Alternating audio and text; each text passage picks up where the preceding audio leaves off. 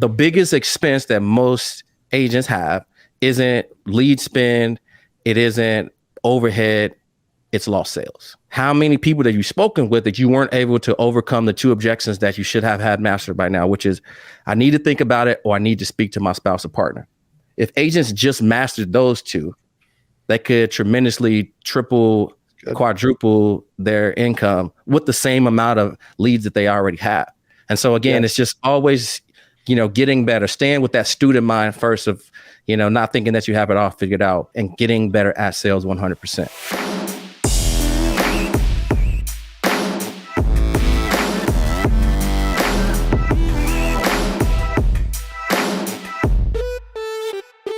Hey, welcome back to the CA Power Players Podcast. I'm your host, Cody Askins. I've had this special guest before. I brought him back due to popular demand.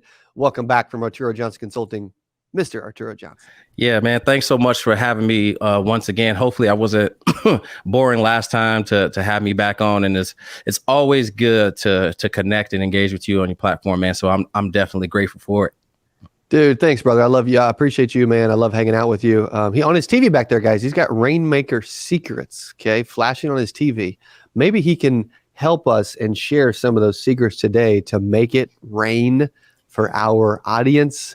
Arturo, you've had a lot of success, man. You've spent hundreds of thousands of dollars a year branding yourself in the community. Like you're, and when I say that, I mean the industry.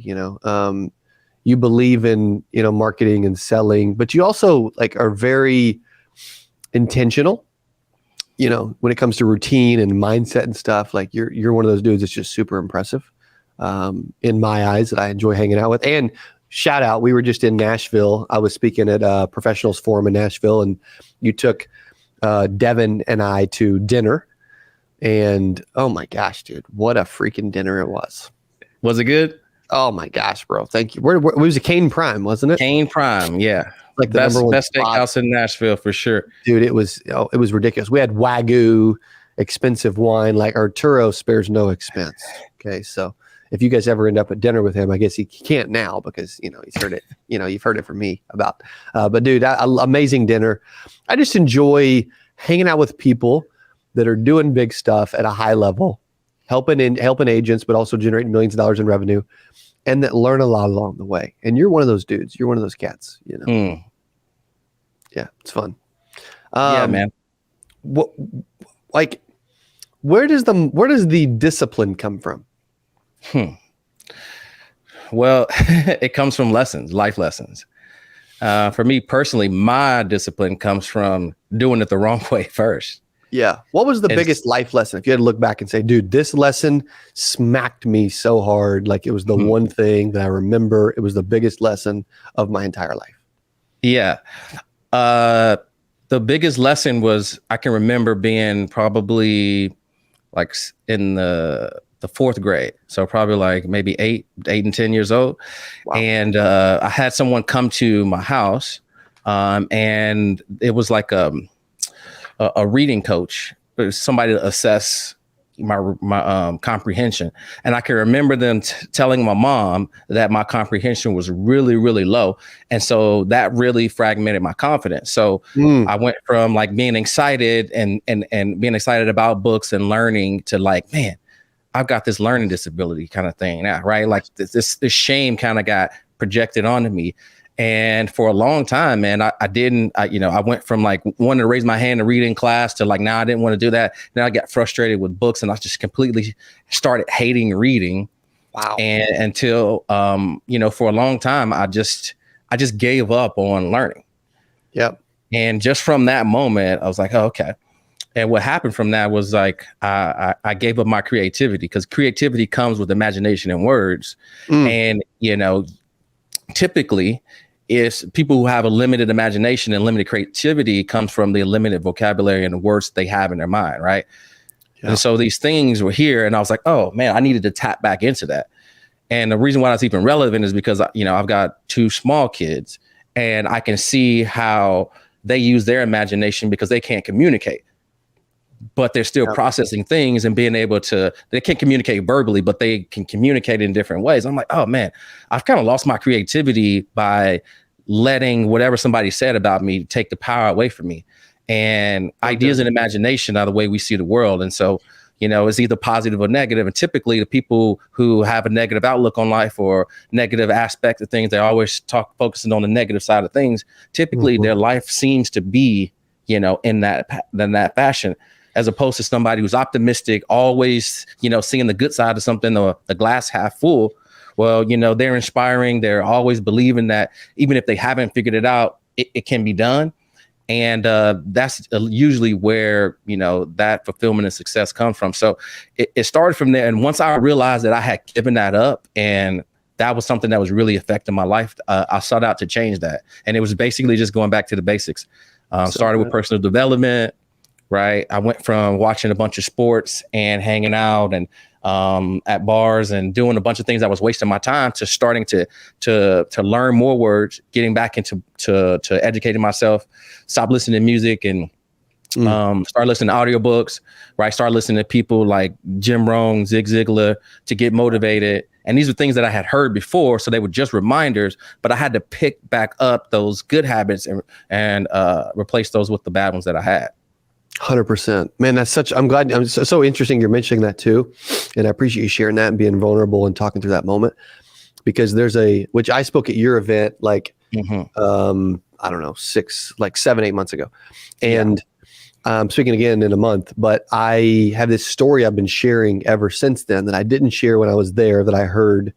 And it relates to exactly what you're saying. It's super short. It's about Thomas Edison, but it validates everything you're saying with what you just shared. So I'm actually going to read it. I haven't shared it on my YouTube channel yet. There's a story about Thomas Edison. It says, one day as a small child, Thomas Edison came home and gave a paper to his mother. He told her, "My teacher gave this paper to me and told me to only give it to my mother." His mother's eyes were tearful as she read this letter out loud to her child. "Your son is a genius. This school is too small for him, and he doesn't have enough good teachers to train him. Please teach him yourself." Many years later, after Edison's mother had died, he was looking through old family things. Now one of the greatest inventors of the century, he suddenly saw a folded piece of paper in the corner of a desk drawer. He took the paper, he opened it, and on the paper was written, "Your son is mentally deficient. We won't let him come to school anymore. He is expelled." Edison cried for hours and then wrote in his diary, "Thomas Alva Edison was a mentally deficient child that by a hero mother became the genius of the century." Why is that so? Why does that stand out to you? Why was that something that was impactful to you? I'm just curious on what that's about. Yeah, so it's interesting. I don't have any kids yet. You've got 2, right? You're a second parent again recently. It's interesting because as kids or as adults, whatever, like we hear things, people say things, right? Like the teacher really was telling Edison's mom to tell Thomas that, hey, he's mentally deficient and he can't come to school anymore. We're kicking him out, But instead, his mom took the message of negativity and something that a child could carry for years and years and years, decades, their whole life, whatever, that they're just not good enough. And they're basically a dummy. And she respins it and says, hey, the school really said you're a genius. They don't have enough good teachers to train you, and that I've got to teach you myself because you're just smarter than everybody else, And so she took that moment in life and she spun it. And it's crazy because we could look back and, Thomas Edison may not have been the inventor of the incandescent light bulb if the mom had said, "Hey, you're a dum-dum," right. Just wild. And it proves everything you're saying about like how we talk to ourselves matters, how we take situations in life and spin them and use them for good versus believing things people are saying about us, Oh, yeah. Yeah. Wow. This is very, very interesting. And it's so funny how like these principles it's kind of like once people figured out and accepted like, oh, this is kind of the law of the truth, that it's getting passed around. And it's no wonder that most successful people are aligned with these same kind of laws and patterns. And so I learned this. I'm not smart enough to figure this out, but I learned this from a mentor of mine, Myron Golden. And he talked about the 4 levels of value. And the first level is implementation. Is like you trade time for money. And so the things that you do directly tied to the outcome of how much you make. And then there's unification, which is like being a manager. So now you can galvanize and kind of manage people. And then the level above that is communication, which is like you get into sales or entrepreneurship. And then the highest level is imagination, where you get paid for the ideas that are so valuable. And then you find people to help you execute your dreams. Right. And so we can think of people like Elon Musk, Steve Jobs, Zuck, right? They imagine these things. It was like, I'm going to get everybody on this platform one day. One day, everybody will have everything that they need. It'll be in one thing that can fit in their pocket, and it'll be $1,000. It won't come with any instructions, and it will come out with a new one every single year and raise the price and only change one small feature. And people will be obsessed to stand in line for 2-3 days just to get it. Gosh, dang. And that started with imagination. And so that's that highest level. Well, why is that even relative to what you said? Well, the purpose of that is some process along the way, we were told, right? And we bought something where our imagination wasn't the thing that we could use in our creativity to make money. And so we bought this other thing where we needed to go and help somebody else who had an imagination to fulfill their thing, right? Yes. And the reason why I found that so powerful is I know everybody's kind of heard the be, do, have thing, where it's like, that philosophy. Are you familiar with that? Mm-mm. Okay. So there's a be, do, have thing. And most people focus on the have thing. So it's like, what are your dreams? Like, I want to have $1 million. I want to have a house. I want to have a car. But the thing that people miss from that is that this is an equation. So in order to have things, right, that speaks to your property. And the most wealthy people own what? Assets. So in order to have things, you need to have assets. Okay, great, Arturo. Well, where do you get assets from? Well, you need to do things, right? And so most people aren't willing to do what is required to take to get the assets to have the things that wealthy people have. So in that case, that do speaks to our activity. What are the things that you're doing? So if you're doing things over here and getting one result, and you want to have the things that other people have, and they're doing a different thing, then some kind of way you got to switch what you're doing to start doing what other people are doing. And so that speaks to your activity. So if you do the things that other successful people do, right, then you could probably have some, if not all of the things that other successful people have, right? So that's kind of that philosophy. And then the B part, which is probably the most important one. And that speaks to our identity. And a lot of times, often when we give up that dream, that creativity, where we're told, no, you just need to go get a job and do this, we have been sold that we now need to put our creativity on the shelf.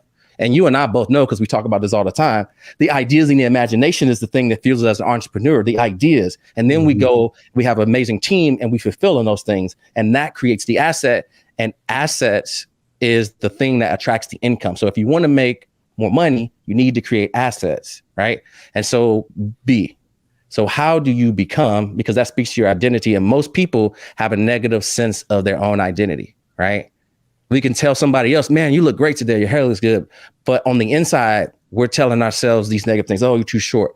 You're too slow. You're too fat. These things. And we beat ourselves up every single day. Well, we talked about a negative and a positive outlook. Well, chances are, if you don't think you can lift it, guess what? You can't. If you don't think you can do an Ironman, you can't. There's no need to even try to attempt to do it. If you think that you can't be someone who can do something to have the medal at the end, when you start right then you already lost. And there's no need to do that. So the most important thing is the mindset.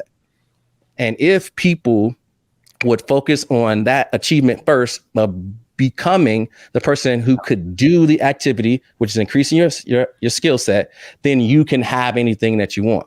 For example, and I know I'm kind of going on one, but for example, most people work a 9 to 5 and they just keep doing that and getting another job thinking that they're going to get ahead to have financial success, right? They keep doing the same action and expecting to get a different results. Well, that's the definition of insanity in itself. Or sales professionals, they just keep buying more leads and keep doing more calls as opposed to getting better at the skill set. And this goes back to the words. When is the last time that you have learned something and then implemented it. And that is how you raise your skill set. So be, do, and have. Let's go. I like that, man. Where did you first hear that? That's strong. I learned that from Myron Golden. I've been kind of studying some of the things, and it's very interesting because a lot of the things that he teaches is business principles based off of things from the Bible. And the one thing that I have learned from him is that he just focuses on the things that are natural laws, right? Yep.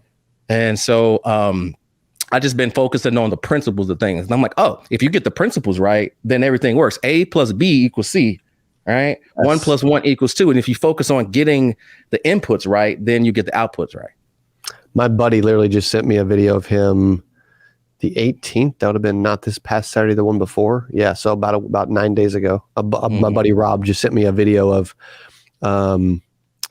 Myron Golden's, walking through like, how he makes $40,000 an hour.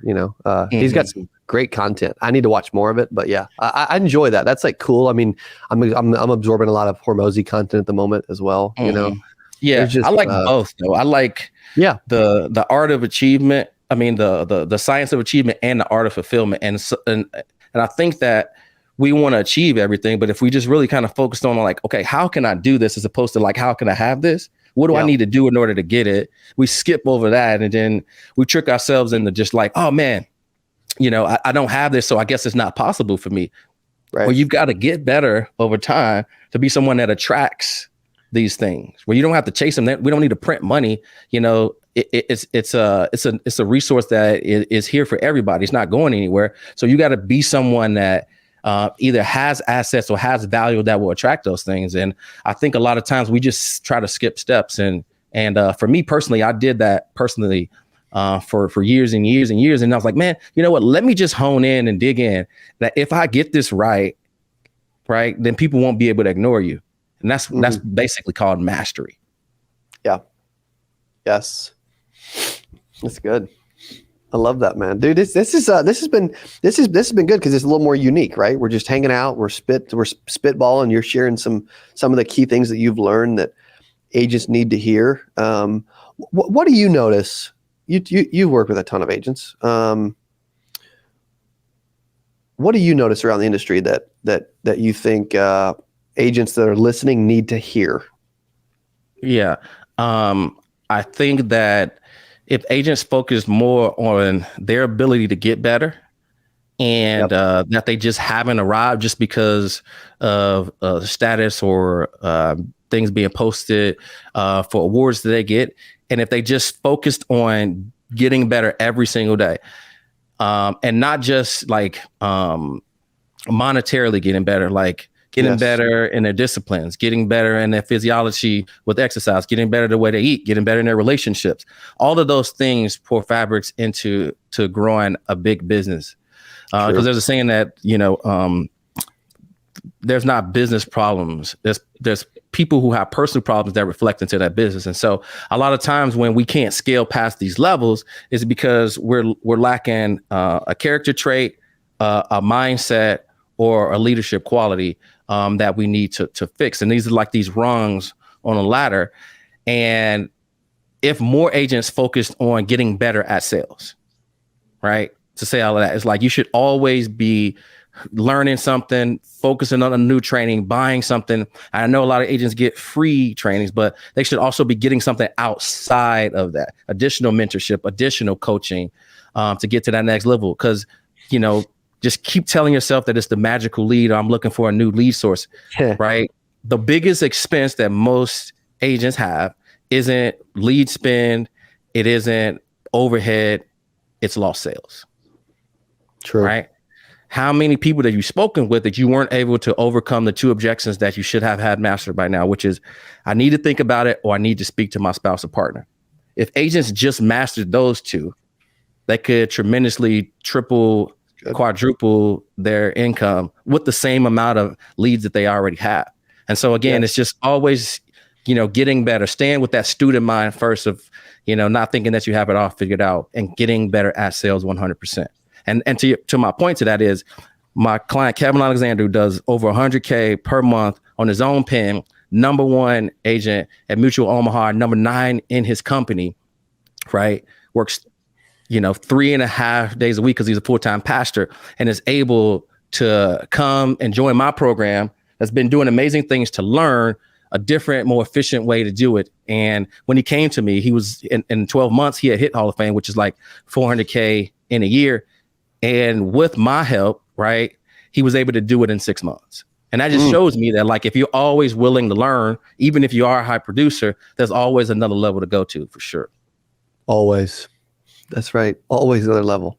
I mean, you're putting out content, sharing a bunch of stuff too. If they want to connect with you, learn from you more, where would you like to send them? Yeah, so you can check out my YouTube channel at Arturo Johnson Consulting on YouTube, or Instagram at Arturo Johnson Consulting, and you can check me out there. If anybody has any questions, they could, just reach out to me there, and I'll respond there. I love it, man. Dude, appreciate you being on. I love hanging with you and just spitting and talking shop, about everything you got going on. I know you got a ton of cool stuff. Arturo's got a great team. For those that don't know Arturo, man, I would highly suggest connecting with him. I'm actually going to be in Nashville with him at his mastermind in about a month or so. Right? Yeah, man, it's going to be good. We got lots to learn from. We got some amazing people coming. Richard Wetmore, you're coming. It's going to be a good time. We're going to learn a lot, but we're also going to have a lot of fun. Got Top Golf, got another amazing steak dinner. Yeah, man, we're going to have some good time, man, for sure. Let's go. Let's go. Dude, Arturo, thanks for being back on the podcast, brother. Appreciate everything you're doing and love hanging with you. It's been a pleasure, man. Thank you. Thank you, buddy. Okay, thanks for listening to Power Players Podcast. I'm your host, Cody Askins, and we'll see you on the next episode. Hey, if you enjoyed this, I got another one you're going to love. It's right there. Click on it. See you in there. Welcome back to How to Sell Life Insurance. This is going to be a video, like a recap video, and also some new training that I haven't released before on how to sell more life insurance. I did a video called How to Sell Life Insurance - Amazing. It looks like it was